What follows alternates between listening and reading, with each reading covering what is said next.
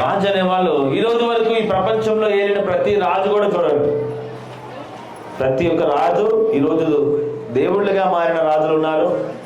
దైవత్యం మొదలుకున్నట్టుగా వాళ్ళనే రాజులని దేవుళ్ళుగా పోలుస్తున్న వాళ్ళు ఉన్నారు. కానీ మీరందరూ గమనించండి, వాళ్ళందరూ యుద్ధము చేసి, మారణ హోమం చేసి, రక్తము, పెద్ద పెద్ద యుద్ధాలు, ఘోరమైన యుద్ధాలు, పెద్ద పెద్ద యుద్ధాలు, చెడ్డవారి మీద చేసినా మంచివారి మీద చేసినా యుద్ధం ఏం చేస్తే మనుషుని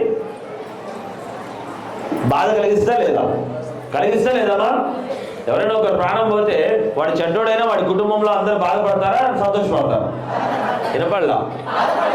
చెడ్డవాడి మీద చేసినా మంచివాడి మీద చేసినా యుద్ధం మిగిలిచ్చేది కన్నీరే.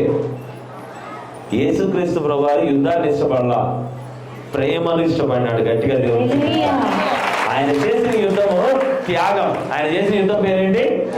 త్యాగం. ఆయన